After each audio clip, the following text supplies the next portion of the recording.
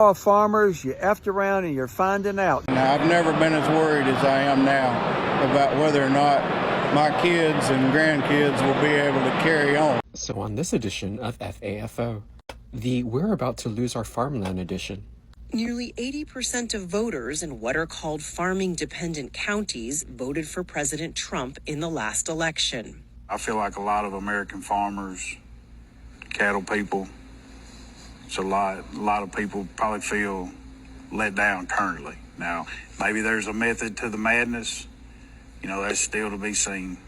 Many are now taking their frustrations directly to Republican lawmakers at town halls across the country. Do you think you can make it another year? I don't know. Well, ladies and gentlemen, it looks like we have more if around and find outs from farmers. This time around from Tennessee. Earlier on, like maybe in the middle of this year, we had so many farmers complain about the DJT tariffs. Oh my God, the tariffs are so bad. And then we had a success story. DJT brought these Afrikaners. By the way, we need to check on them. What happened to them? Brought these Afrikaners, and the Afrikaners were so excited. They were going to take the Mexicans' jobs. They were going to work on these farms. Yay, yippee, yippee, hooray. But well, surprise, surprise, it didn't even take a month. And the white Afrikaners couldn't stand the whites in America. They were like, no, you are not going to treat us the way you treat black people. So I think it's safe to say they fell out, right? Now, well, the farmers went ahead and complained, okay, the Mexicans are gone, these stupid Asians are gone, we've kicked them out of our country because we want to be an indigenous white country, but we still have black people that we're living with, so maybe they can go back to the farms and work for us. And black people came out and said, joke's on you, you're lying to yourself. It ain't gonna happen. Well, they kept the spirit in there and they thought, maybe after some time, DJT will make it happen. Well, it didn't happen. And until today, we have farmers that are losing their farms. And my big question to you is, Mr. Sir, ladies and gentlemen, this man, he owns a farm. He and his brother, they own a farm 5 generations down past to them. And they did agree that 5 generations back, they used to own black slaves. And now, unfortunately, because they have no manpower, the tariffs are high, there's no way they can sustain their farms. And I think my humble question to this gentleman is, what did you expect? Like, what were your expectations? Like, I'm really starting to think white farmers' expectations are so high. No, because you wake up and admit you voted for DJT, you wanted the Mexicans gone. Knowing very well you don't have people to replace the Mexicans on your farms. The only option that you were left with was if African Americans go back to the fields. But then African Americans came out and said, joke's on you, it's not happening. And now you are complaining that you don't have people to work on your farms. The tariffs are so high. Well, I thought you guys were okay with the tariffs because that's what you voted for, right? Do you think you can make it another year? I don't know. Do you just keep going, rolling the dice, hoping things will turn? It's not looking good. President Trump has promised a new bailout for American farmers, as much as $13 billion that he said would be paid for by the tariffs. We're going to take some of that tariff money that we made, we're going to give it to our farmers, who are, for a little while, going to be hurt until it kicks in. The tariffs kick into their benefit. Like most farmers we spoke to, Daniels and Carmack say they'd rather work their fields than rely on taxpayer money. It will help pay some bills, but that's not fixing the problem. It's a got Band-Aid when we need stitches. Can you wait? Can you wait this out? Farm families can't wait. I hear it's affecting your health. Yes. 4 blood pressure pills a day. 3 different medicines. 2 years ago, none. What do you think about when you go to bed at night? What's going to be left in a year, 2 years? Am I the one that broke what started in the late 1800s? Nearly Nearly 80% of voters in what are called farming-dependent counties voted for President Trump in the last election. I feel like a lot of American farmers, cattle people, it's a lot of people probably feel let down currently. Now, maybe there's a method to the madness, that's still to be seen. Many are now taking their frustrations directly to Republican lawmakers at town halls across the country. I'm about ready to lose my farm. I am pissed, and I'm pissed at you. Now he's pissed off, huh? Number one, these farmers voted to be racist and not poor, and now they feel betrayed. Number two, when you smoking white supremacy dope and dog food, you will ignore how Trump's support grew in America's top farming counties despite his first term trade war messing them over.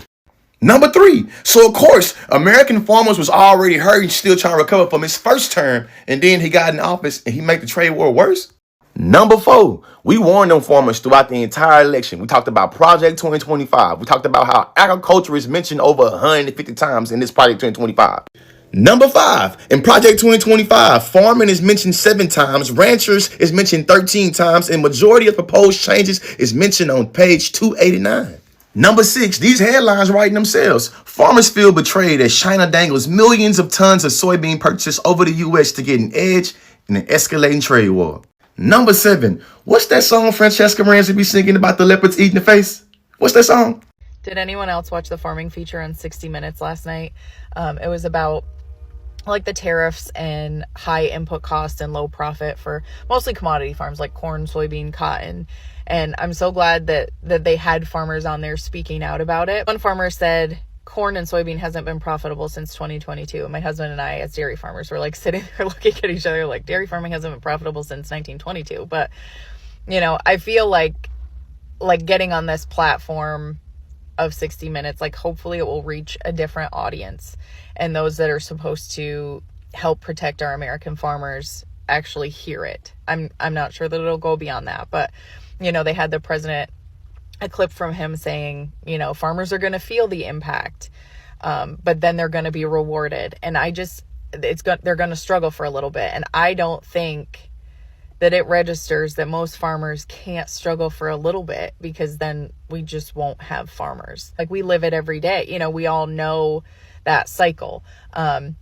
They did talk a lot about farmer mental health and how, no farmer wants to be the reason for losing the family farm or be the generation that loses the farm, and how farmers will take matters into their own hands because they feel like there's no other option. And as someone who really feels passionately and strongly about farmer mental health, please reach out to a friend, a family member, a stranger, a professional, if you feel like there is no other way. Like the one farmer in the 60 Minute feature said, there's always a way to fix things. There's always a different way. It just may not be the vision that you have, because farmers, we get such a tunnel vision of we have to do it this specific way because it's what we've always imagined, or it's what's always been programmed into our heads, but there always is another way. So please reach out, because the last thing we need is to lose another American farmer, or any farmer. I'm really glad that was a topic too, because it is such a scary world, and I worry about all of my friends and family members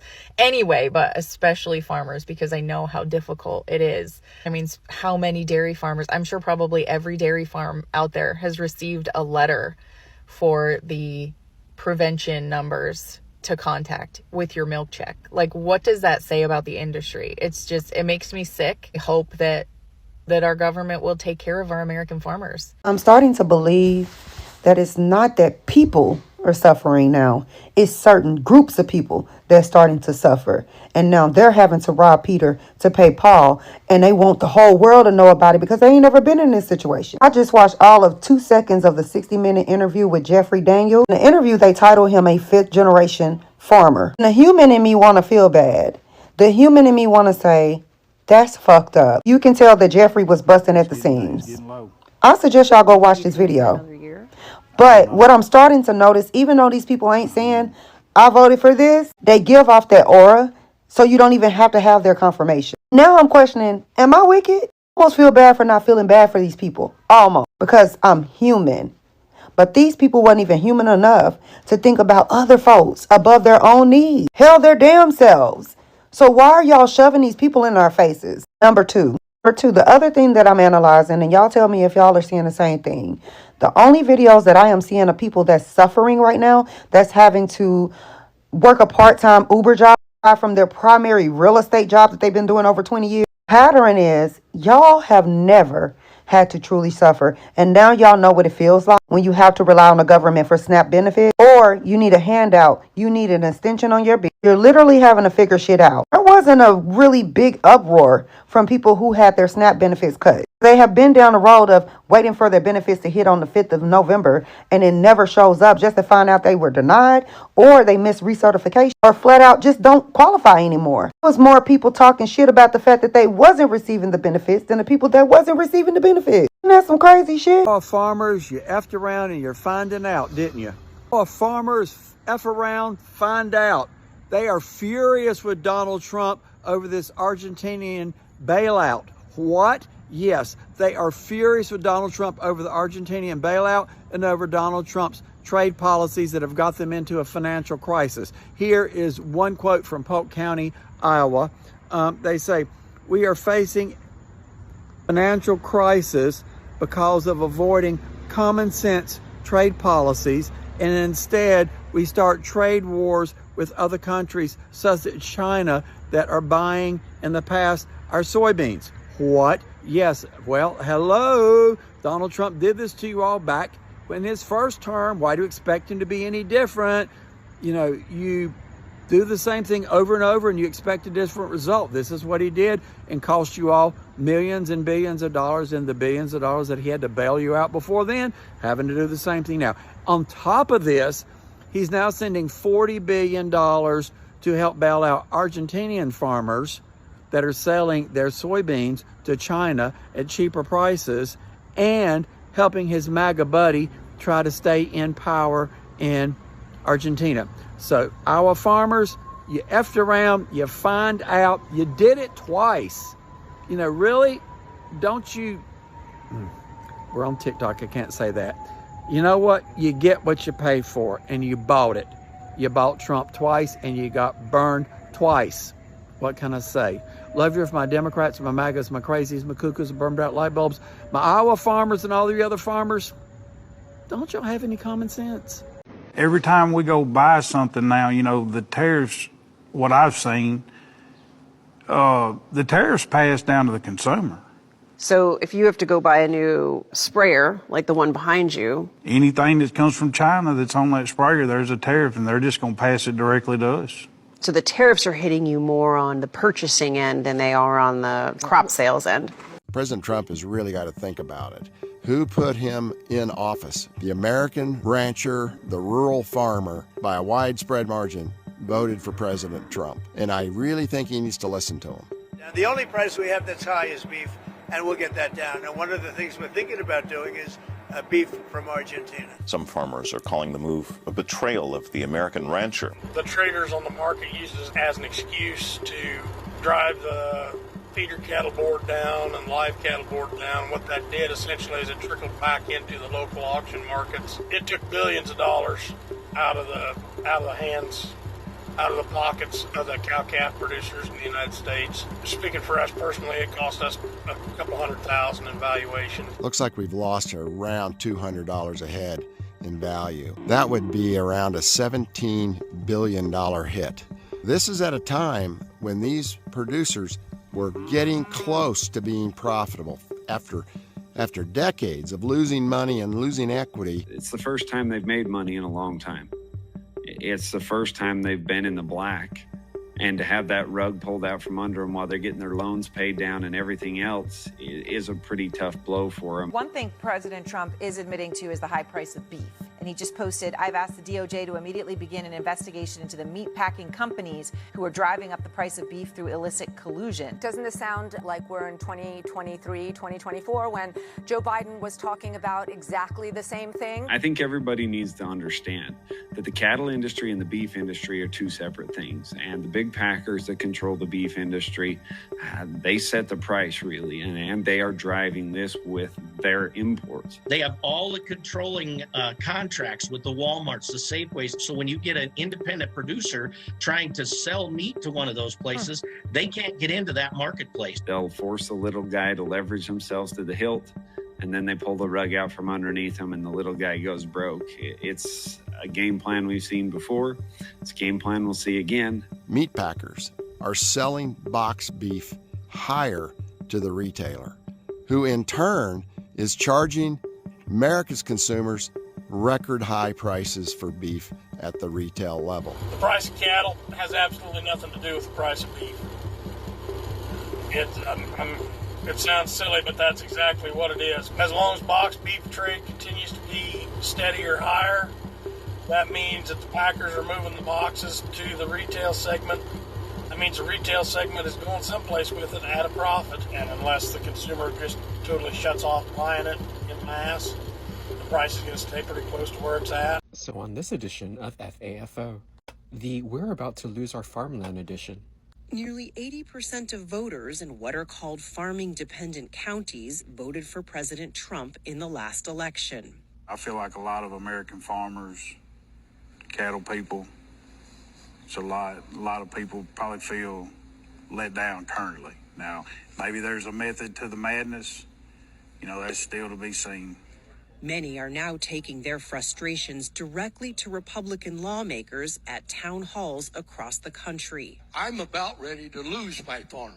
I am pissed, and I'm pissed at you. You see, this happened in his first term, but you got a bailout. But for some reason, nothing's happening so far right now. Because I have a very strong inkling that they're probably going to let you foreclose on your farmland and then come in and buy it for pennies on the dollar. Because right now, it really sounds like Argentina first instead of America first, since we're giving Argentina $40 billion in a loan, as well as buying Argentinian beef from them. And then those soybean farmers are stuck with a ton of crop right now. But anyways, I had some really, really delicious Vietnamese food for lunch today. What did y'all have for lunch today? Let me know in the comments. And have the day that you voted for. Bye. Are you angry? Oh, yeah. Oh, I'm totally mad. There's no reason for it. This is absolute stupidity. This is a man-made crisis caused by Donald Trump, period. John Bartman is a soybean farmer whose family has been working Illinois land since before the Civil War. This year, his crops, diligently planted, meticulously cared for, are losing their value. This is a yield monitor. This allows me to see instantly what my yield is doing. So this is 4,134. So that's roughly $40,000 worth of soybeans that we have harvested. And a couple years ago, that was easily $60,000. So that's a major, major change. This is the economics. It's what we do in this country. We export food. And we can't do that right now. Soybeans are the largest agricultural export from the U.S., valued at more than $24 billion last year, 52% of which was exported to China. But this year, soybean exports to China are down 51% compared with the same time period last year. The drop comes as China stopped buying soybeans from the U.S. and an escalating trade war. President Donald Trump insists farmers will win the trade war. Posting on Truth Social October 1st, "We've made so much money on tariffs that we are going to take a small portion of that money and help our farmers. I will never let our farmers down." John Bartman is skeptical. Bailout's not going to do it. Bailout, unfortunately, we need the money. Once you lose a customer like China, can you ever get them back? I sincerely doubt it. Why would they?